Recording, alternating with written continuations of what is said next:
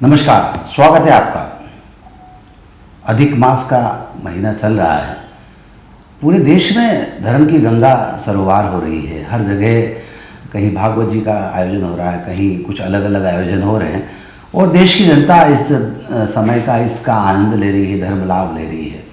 हमारे पास भी एक ऐसा ही अवसर है। आज हमारे साथ महामंडलेश्वर श्री श्री 1008 वेदमूर्ति नंद जी सरस्वती जी महाराज हमारे साथ मौजूद है। प्रणाम, स्वागत है आपका हमारे इस कार्यक्रम में। आपको भी बहुत बहुत आशीर्वाद। धर्म और राजनीति, मैं यहाँ से इस बात को शुरू करना चाहता हूँ। धर्म और राजनीति की अगर हम बात करें तो इनका आपसी तालमेल क्या, और धर्म के साथ राजनीति कितनी आवश्यक? देखिए, धर्म धारण करने का चीज़ है, धर्म राजनीति करने का चीज़ नहीं है। हमारे महापुरुषों ने बताया है, एकम सद विप्रा बहुधा वदंती। सभी का रास्ते अलग अलग हैं, लेकिन उस परम तत्व तक पहुंचने के लिए मंजिल एक ही है और धर्म ही हमें उस स्थान तक पहुंचाती है। जहाँ तक की बात है राजनीति और धर्म की, तो शुरू से प्राचीन काल से राजनीति, धर्म में राजनीति नहीं होनी चाहिए, राजनीति में धर्म होना चाहिए। जैसा कभी आपने पूर्व समय में ही नवनिर्मित संसद भवन के उद्घाटन में नंदी विराजित हैं, उसको बोलते हैं धर्मदंड। और हम सभी संतों के हाथ में भी ये धर्मदंड होता है। और ये दंड इसलिए होता है कि हम कोई भी, हमें प्रतीत हो कि हमारे पास धर्म का दंड है, हम कोई भी गलत कार्य ना करें, ये हमें बार बार इंडिकेट करते रहता है। और ये धर्म जब तक राजनीतिक क्षेत्र में धर्म के द्वारा अगर हम कार्य करते हैं, प्रजा का पालन करते हैं, धर्म क्या है? नीति। और नीति के द्वारा किया हुआ कार्य समाज के लिए हितकारी होता है, देश के लिए हितकारी होता है और मंगलकारी होता है। और वह देश पूरे विश्व के लिए जो धर्म से राजनीति होता है वह प्रेरणा स्रोत बनता है। धर्मदंड की आपने बात कही, आपने एक अच्छा उदाहरण भी दिया और देश के तमाम संत इस धर्मदंड को धारण करते हैं, अपने साथ रखते हैं। लेकिन संसद में जब धर्मदंड की बात हुई तो इसको लेकर विपक्षी दलों ने या कुछ ऐसे दल जो धर्म से जुड़े हुए हैं उन्होंने उसकी आलोचना की। इसको लेकर क्या कहते हैं आप? देखिए, आप कोई भी कार्य करें, उसमें कुछ लोग प्रशंसा करेंगे और कुछ लोग आलोचना करेंगे। ये हर एक कार्यों में ऐसा होता है। लेकिन उसका परसेंटेज देखिए कि बहुत सारे लोगों ने उसको सराहनीय कार्य बोला, बहुत कम मुट्ठी भर लोगों ने इसकी आलोचना की, जो धर्म को सही रूप से नहीं जानते हैं। जो धर्म को सही रूप से जानते हैं, धर्म की परिभाषा को जिसने बहुत अच्छे गुरुओं के, संतों में सानिध्य में रह करके जिन्होंने अध्ययन किया, वो इस तरह की बात करेंगे ही नहीं, कल्पना ही नहीं कर सकते।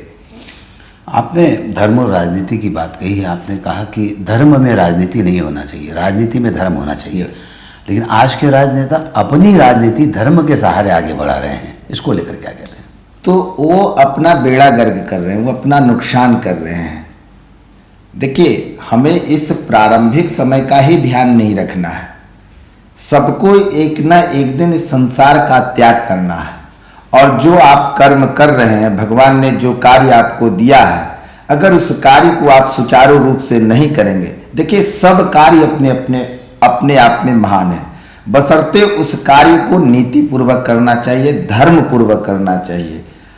चाहे वह धार्मिक कार्य हो, उसमें भी दिखावा नहीं होनी चाहिए, उसमें भी आडंबर नहीं होनी चाहिए।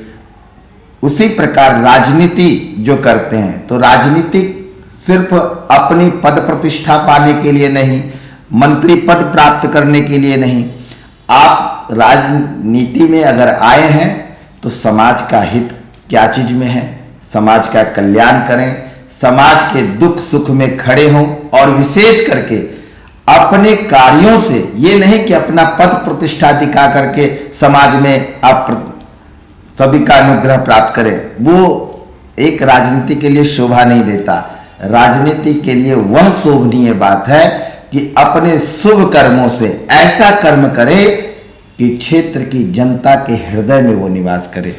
समाज की बात कही आपने, आपकी जो भगवत कथा चल रही है, सुनने का जो अवसर मिलता है, उसमें आपने कई बार बच्चों को धर्म से जोड़ने की बात कही है, और बहुत अच्छी बात है ये कि हमारा जो धर्म है, हमारे जो संस्कार बच्चों में आना चाहिए। आपने कुछ मंत्रों को लेकर बात कही कि बच्चों को 5 मंत्र भी आना चाहिए। तो क्या लगता है आज की जो युवा पीढ़ी है, आज का जो बच्चा है, धर्म से विमुख होता जा रहा है? ये तो सत्य है। इसमें मूल कारण जो है वह ज्ञान का ही है। हमारे शास्त्रों में कहा गया, ज्ञानी नहीं ना पशु भी समाना। यह जो हम सबको मनुष्य तन की प्राप्ति हुई है, यह बड़ा ही अनमोल है। और महापुरुष लोग कहते हैं कि मनुष्य और पशु में बहुत ज़्यादा अंतर नहीं है।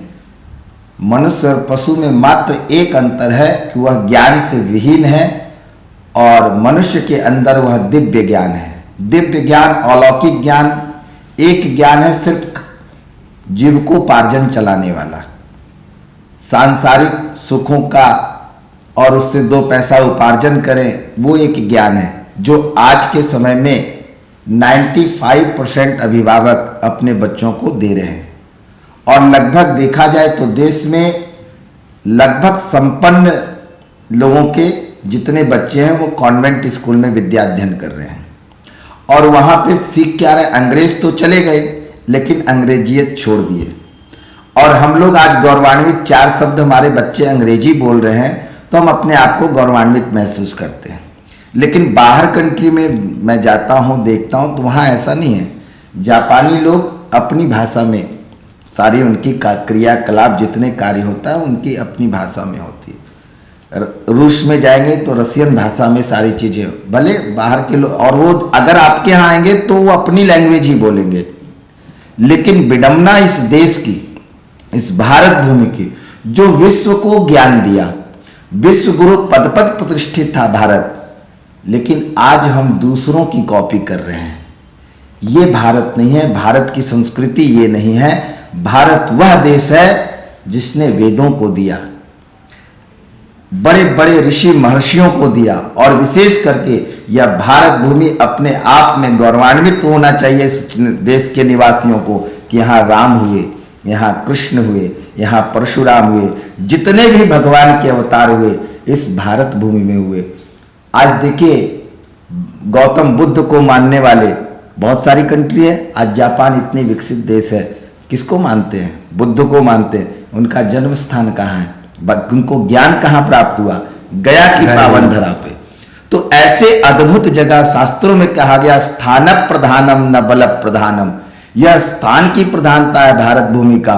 तो आज पिछड़ने का मुख्य कारण अगर कोई है तो वह शिक्षा प्रणाली है, क्योंकि जो महान बनाता है वह शिक्षा बनाता है। तो जो हमारे यहाँ 24 लाख गुरुकुल थे, जब मैकाले यहाँ आया और इस देश को देखा, भारत को, तो वो कहा कि इस देश में हम कभी भी राज नहीं कर पाएंगे। यहाँ तो 99% लोग साक्षर है महाराज, और उसका मूल कारण था गुरुकुल की प्रणाली। वहाँ गरीब के भी बच्चे पढ़ते थे और अमीर के भी बच्चे पढ़ते थे, और शिक्षा का व्यापार नहीं होता था महाराज। शिक्षा निःशुल्क बांटी जाती थी, समाज के लोग उसमें योगदान देते थे। लेकिन आज शिक्षा का व्यापार हो रहा है, इसलिए वह मूल शिक्षा प्राप्त नहीं हो पा रही है जो भारत की धरोहर है। इसलिए फिर से गुरुकुल की परंपरा भारत को विश्व गुरु पद पर प्रतिष्ठित कर सकती है, जिसमें शस्त्र और शास्त्र दोनों की शिक्षा है। आपने सही कहा कि भारत में आज जो पेरेंट्स हैं, जो परिवार के लोग हैं, बच्चों को इंग्लिश मीडियम स्कूल में एडमिट करवाते हैं, और यहाँ आपकी पीड़ा भी सही है कि अंग्रेज गए और अंग्रेजी छोड़ गए। इसके अधिकार मैं आपको बताना चाहता हूँ कि कुछ विश्व के कुछ देशों में जो भारतीय लोग रह रहे हैं, वे भारत की भाषा, भारत की संस्कृति को जीवित रखने का काम कर रहे हैं। अमेरिका में एक महिला है जिनसे मेरा प्रिया भारद्वाज नाम की महिला, अभी उनसे संपर्क हुआ, वो हिंदी को वहाँ की द्वितीय भाषा बनाने के लिए संघर्ष कर रही है। आलोक दवे अमेरिका में है, इंदौर के ही, वे वहाँ पर भारतीय संस्कृति से लोगों को परिचित करवाने के लिए लेक्चर देने जाते हैं छुट्टियों के दिन में। तो अंग्रेज यहाँ अंग्रेजियत छोड़ गए, लेकिन हिंदू या हिंदुस्तान के लोग बाहर जाकर भारत की भाषा, भारत की संस्कृति को, हिंदुस्तान के कल्चर को वहाँ फैलाने का प्रयास कर रहे हैं। तो ये एक अलग बात है और यहाँ के लोगों को उसमें रुचि नहीं है, आपका कहना भी सही है। बहरहाल धर्म राजनीति की बात कही, बच्चों के शिक्षा संस्कार की बात कही, क्या कहते हैं कि जो हमारी शिक्षा प्रणाली है इसमें धर्म का बेसिक ज्ञान बच्चों को मिले, इसलिए कोई सुझाव, इसलिए कोई प्रयास किया जाना चाहिए? देखिए, हमारे अगर देखा जाए तो विश्व की सबसे प्राचीन ग्रंथ, देखिए हम लोग वक्तव्य को कम मानते हैं। अदालत में भी जीत तब होती है जब आपके पास रिटेन में कुछ हो। तो हमारे पास विश्व की सबसे प्राचीन ग्रंथ, जो सबसे ओल्ड बुक है, वह इस भारत के लोगों के पास में है और वह है 4 वेद, ऋग्वेद, यजुर्वेद, सामवेद और अथर्ववेद। आप जितनी टेक्नोलॉजी देख रहे हैं आज संसार में, पूर्ण विज्ञान है महाराज वह वेद में। कोई ऐसी चीज नहीं है जो उस वेद में समाहित नहीं है। आप जिस चीज की जानकारी आपको चाहिए, हमारे ऋषियों ने एक से एक शास्त्र लिखा है, जिसमें प्रमुख ऋषि हुए हमारे भरद्वाज ऋषि। उन्होंने विमान शास्त्र की रचना किया। अगर आप उसको पढ़ेंगे तो आप 1, 2, 3 नहीं 14 तरह का विमान आप बनाने के लिए, और मात्र 2 सूत्र पढ़ करके। आज तो एक इंजीनियर बनने के लिए कई साल लग जाते हैं और कितने लाखों करोड़ रुपया लग जाते हैं तब बनते हैं। लेकिन हमारा यह धर्म ग्रंथ जो है, जो वेद है, जो पुरानी हमारी शिक्षा प्रणाली है, अगर उसको आप पढ़ेंगे तो उसके लिए संस्कृत की आवश्यकता है। पठत संस्कृतम, बदत संस्कृतम, लिखत संस्कृतम, चिरम गृहे गृहे च पुनरपि। 1, 2 सिर्फ ब्राह्मणों तक सीमित ना हो, हमारा देश का एक एक व्यक्ति संस्कृत का अध्ययन करे और उन वेदों को पढ़े जिसके लिए आज पश्चिम के लोग ललायित हो रहे हैं। हमारे यहाँ आकर के वेदों का अध्ययन कर रहे हैं और टेक्नोलॉजी को सीख रहे हैं। उस समय की टेक्नोलॉजी और आज की टेक्नोलॉजी कुछ भी नहीं है हमारा। उस समय की टेक्नोलॉजी ऐसी ऐसी थी, जल की वृष्टि हो जाती थी, अग्नि का बाण छोड़ा जाता था। उसके बाद अभी हमने कथा में भी बताया था कि रघुकुल रीति सदा, रघु ने रावण को मारने के लिए बाण छोड़ा था, तो वो 5 बाण था निकला। तो उस बाण में खासियत ये थी कि वह बाण स्त्री को नहीं मारेगा, बच्चे को नहीं मारेगा, वृद्ध को नहीं मारेगा। क्या आज आपके पास ऐसा कोई शस्त्र है जो सिर्फ दुराचारियों को मारे? सही बात है, बहुत अच्छी बात कही है। साइंस ने उन्नति कर ली है, तकनीक विकसित हो गई है, टू दी पॉइंट टारगेट करके मिसाइल छोड़ी जाती है। हम कई बार देखते हैं कि आतंकी हमलों पर सीधा मिसाइल से वार किया जाता है, लेकिन ऐसी कोई मिसाइल नहीं बनी जो बच्चे, बूढ़े और बाकी सामान्य आदमियों को छोड़ के सिर्फ पापियों का नाश करे। बहुत अच्छी बात कही है। और हकीकत में ये जो 4 वेद हमारे पास हैं, ये सबसे पुरानी किताब, सबसे पुरानी पुस्तकें देश की है। वो विश्व में भी इनका काफ़ी मान है, जिसमें काफ़ी सारी तकनीक से लेकर देश को आगे बढ़ाने की बातें कही गई है। बहरहाल आपने हमसे बातचीत की, आपका बहुत बहुत आभार। बहुत बहुत आशीर्वाद। आपके चैनल के सभी दर्शकों को नमस्कार। आज के इस कार्यक्रम में बस इतना ही। सुनील जोशी को दीजिए इजाज़त। नमस्कार।